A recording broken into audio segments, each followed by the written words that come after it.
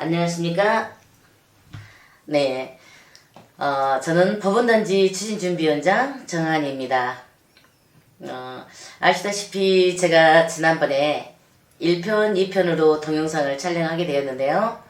그 이후에 전화 주셔서 무슨 말인지 잘 이해가 안 간다 그러신 분도 계셨고요. 그 외에 또 추가적인 질문사항이 있어 오늘 3편째 찍고 있습니다. 제가 이렇게 찍는 거는 전문가는 아니지만 우리 소유자님들과 좀 더 정보를 공유하고 또 소통하고자 함에 있습니다.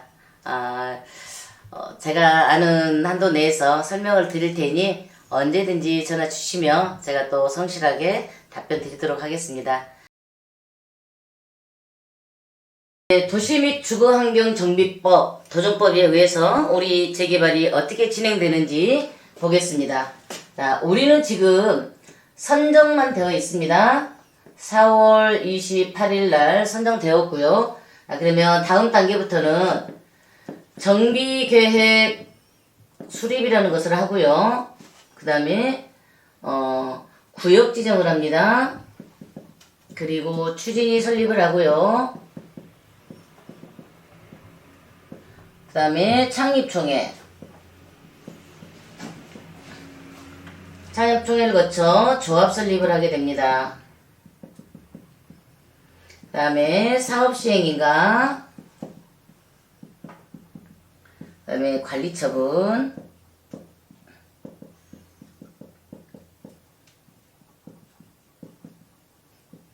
자, 대략 이러한 형태가 됩니다. 정비계획 수립하고 그 다음에 구역 지정하면서 추진위 설립을 하게 되고요. 창립총회를 거쳐서 조합 설립을 하게 됩니다. 그 다음에 사업시행인가, 관리처분, 요 단계는요, 지난 시간에 제가 말씀드렸던, 자, 하나씩 동그라미만 쳐보겠습니다.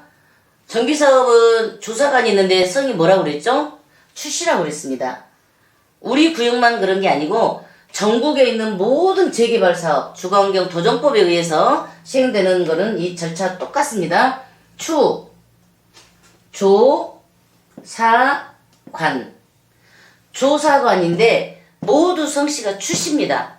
야, 재개발은 절차는 추조사관 하면은 이거는 절차가 끝나는 것이고요. 6월 4일부터 반드시 현행법은 구역 지정 후에, 자, 정비계획 수립이 완료가 되면 구역 지정 결정 고시를 하게 되는데요. 그 전에는 구역 지정을 반드시 한 이후에 추진위를 구성할 수 있게 되었지만 오는 6월 4일부터 이후에는 추진위를 구역 지정 앞으로 요때 설립할 수 있습니다.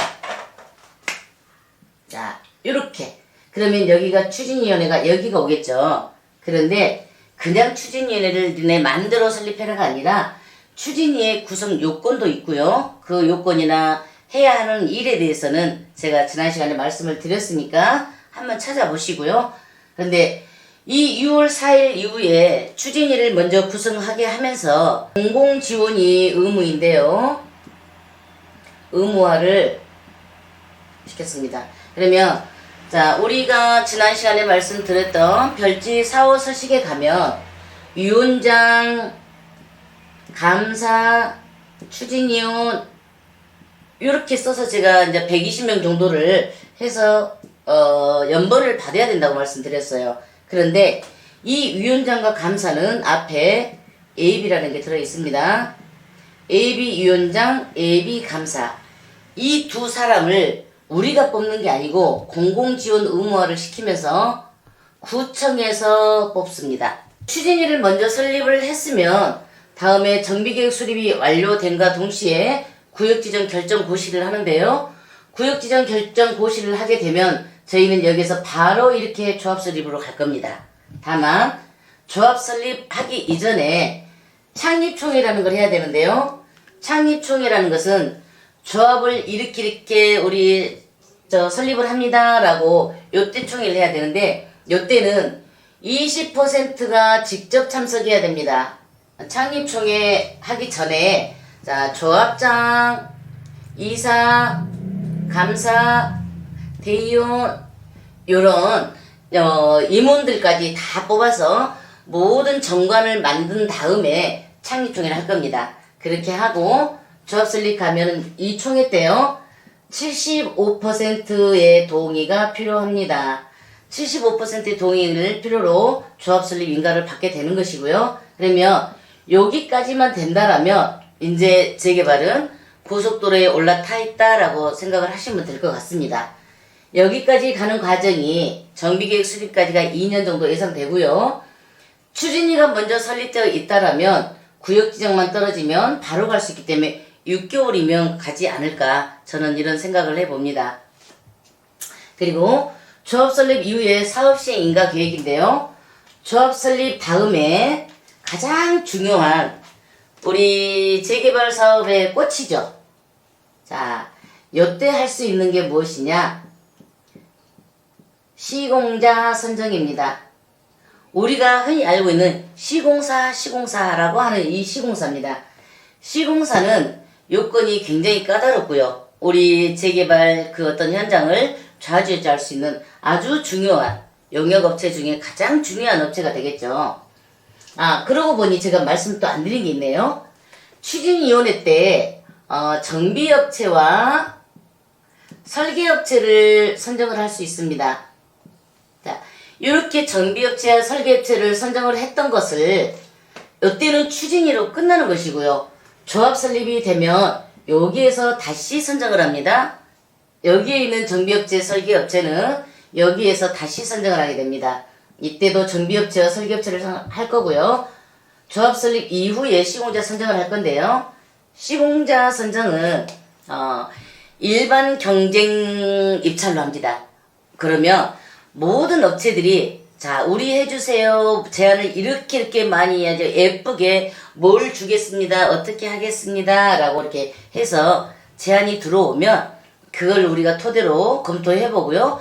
소유자님들께서 직접 선택을 하시면 됩니다.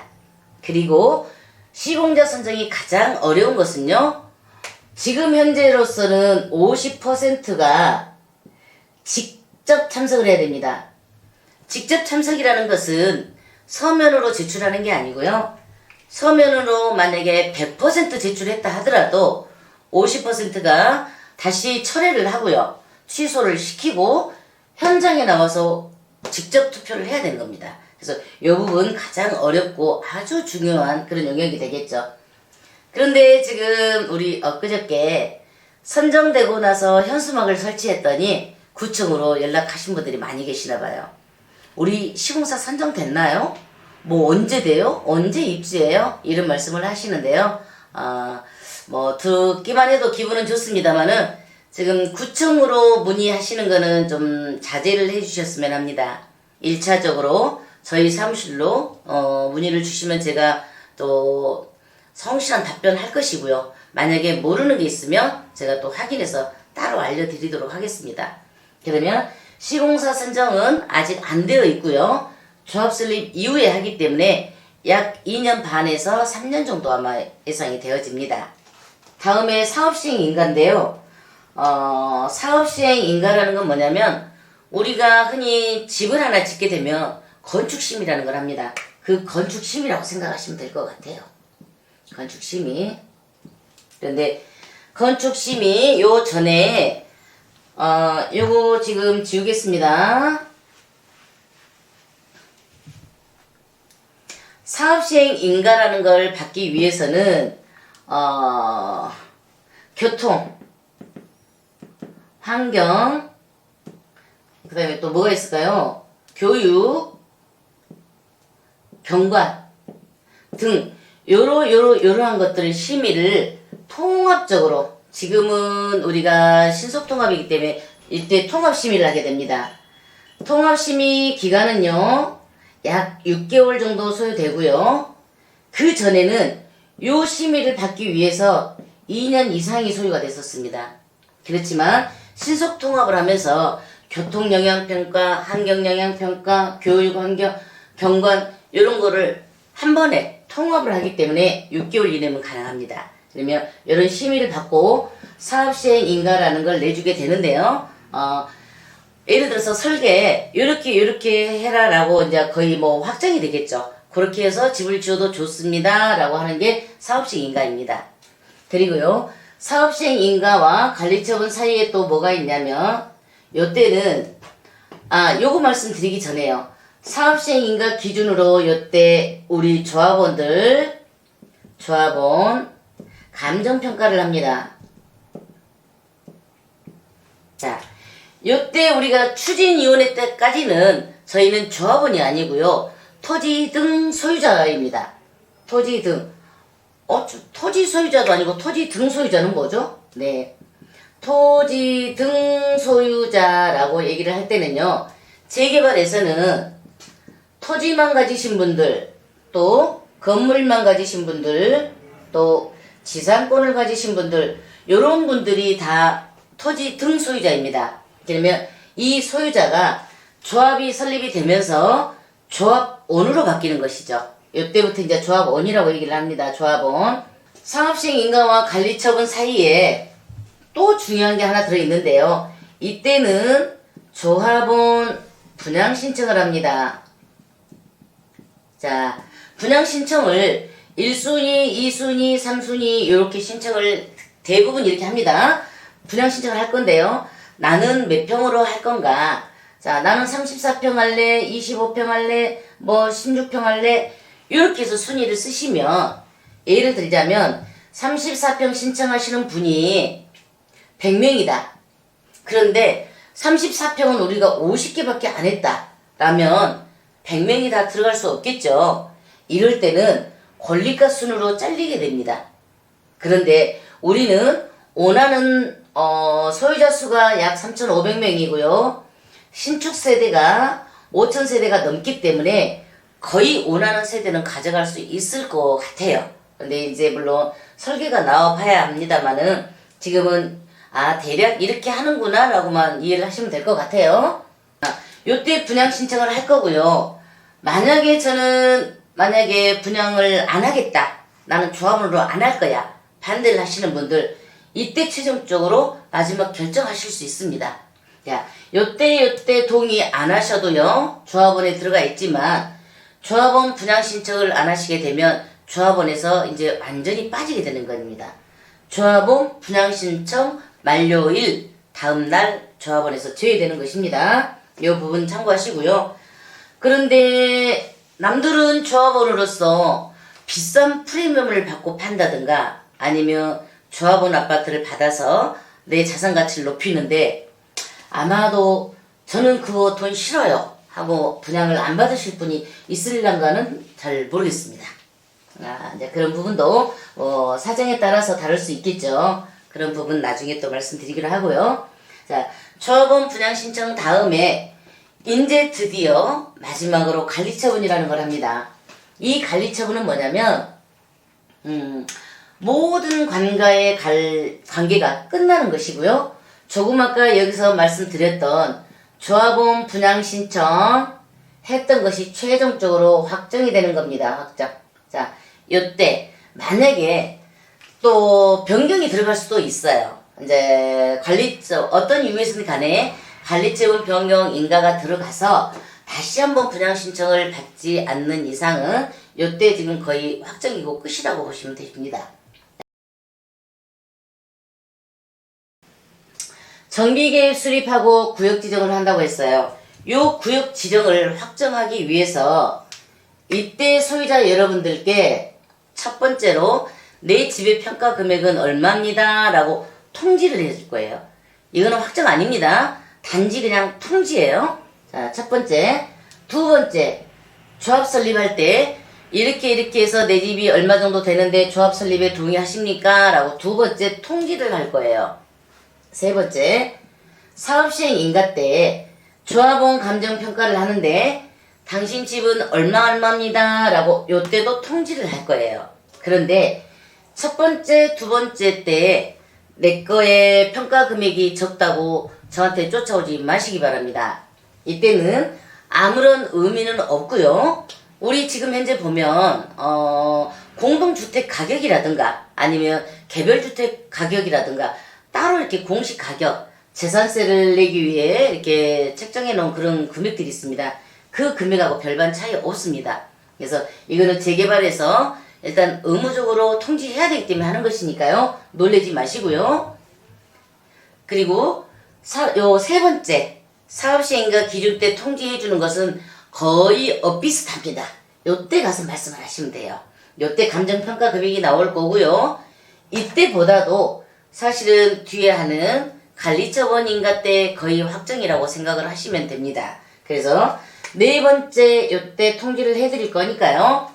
첫 번째, 두 번째 때 놀리지 마시고요. 세 번째 때 그때 다시 말씀을 하시면서 저희가 사업성에 따라서 내 금액은 얼마든지 달라질 수 있습니다.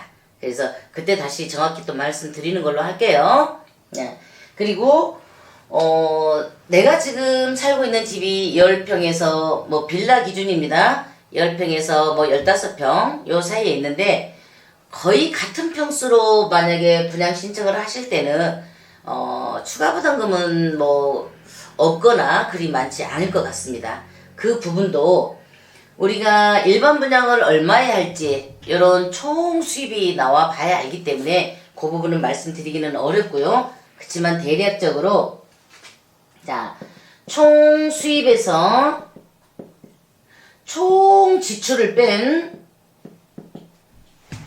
그리고 나눌 때요. 지금 현재 제가 가지고 있는 그걸 보고 종전가라고 합니다. 종전주택 가격. 자, 종전가로 나눠야 되기 때문에요.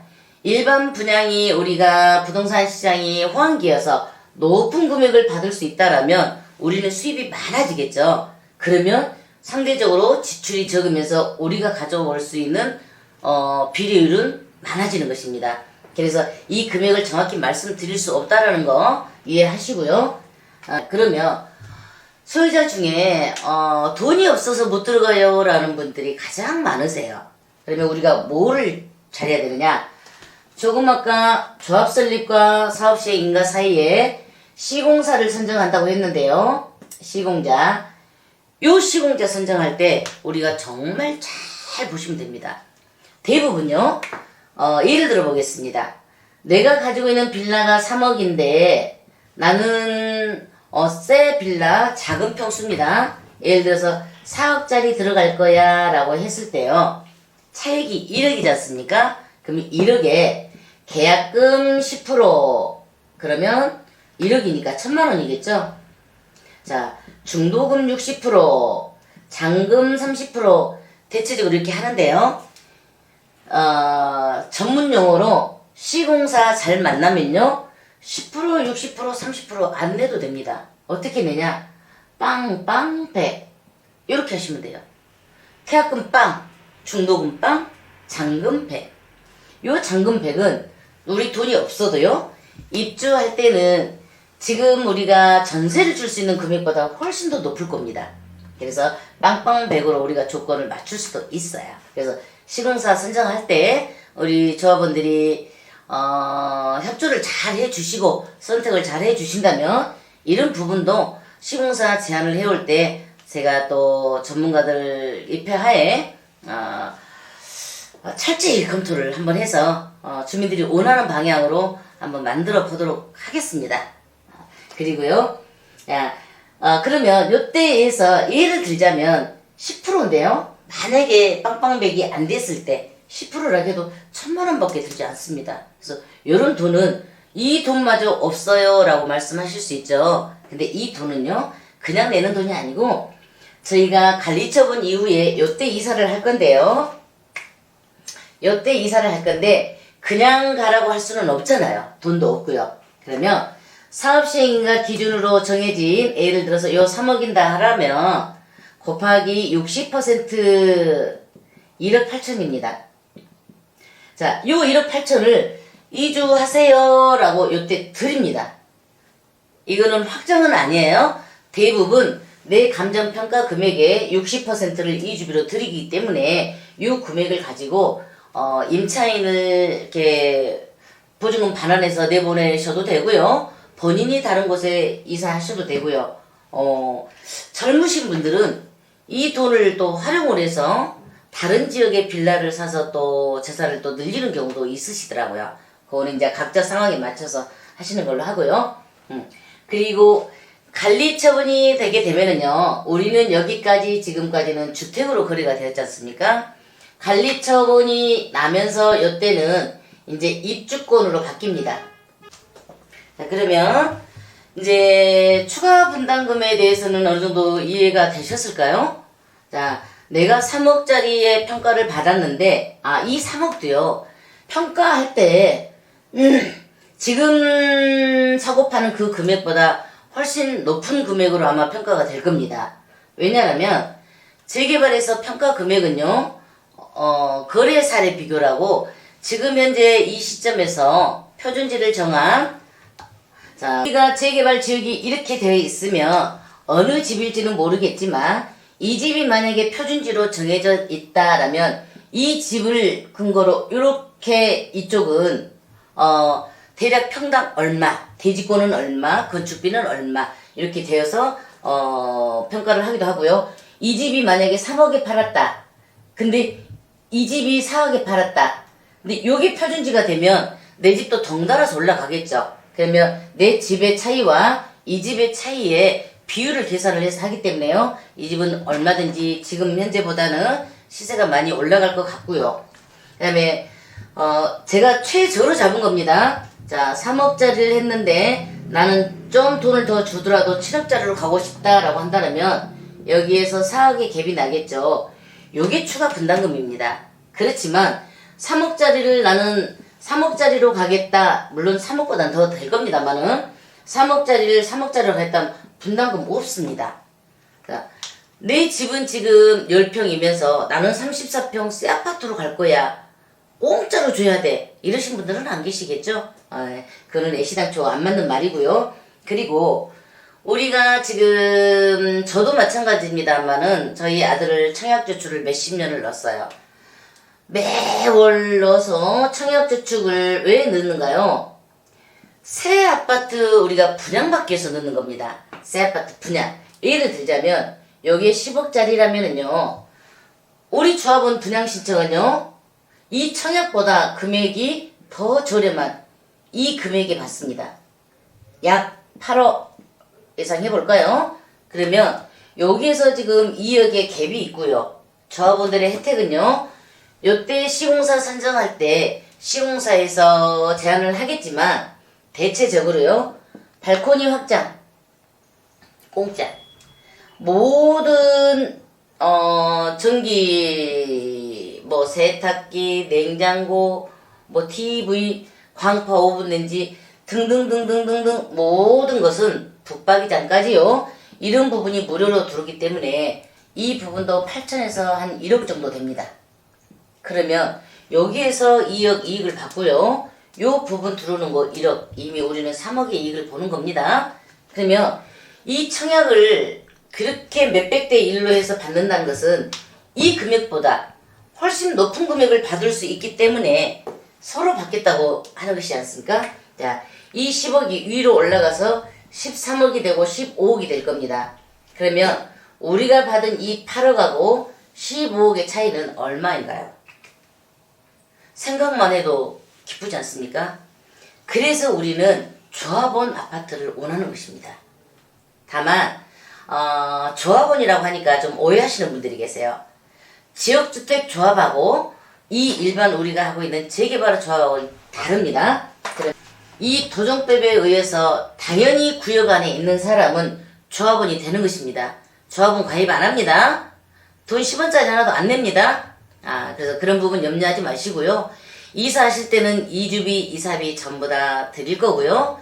또 상가를 영업하시는 분들 거기에 따라서 따로 또 말씀드릴 기회가 있을 겁니다. 상가도 물론 다른 보상이 또 있고요. 임차인 분들도 마찬가지입니다. 그런 부분은 또 다음에 말씀드리겠습니다. 그리고 한 가지 더 말씀드릴 거는 관리처분 이후에 제가 2주하고 철거한다고 했는데요.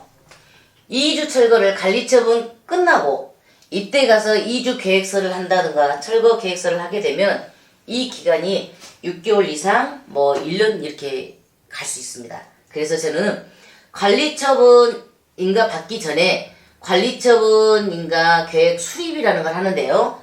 요 수립할 때 2주 계획서와 철거 계획서 투트랙으로 진행을 하면서 속도전으로 저희는 최단시간 이내에 요 재개발을 완성할 수 있도록 최선을 다해서 할 것입니다. 그때마다 우리 조합원님들께 또 정보 드리고 말씀 드릴 테니까 잘 협조해 주시고요. 지금까지 제가 말씀드린 것은 우리 조합원님들과 좀 더 가까이 소통을 하고자 해서 이렇게 말씀드린 거니까 구청으로 전화하지 마십시오. 항상 저에게 전화 주시기 바랍니다. 그래요. 고생하셨습니다. 감사합니다.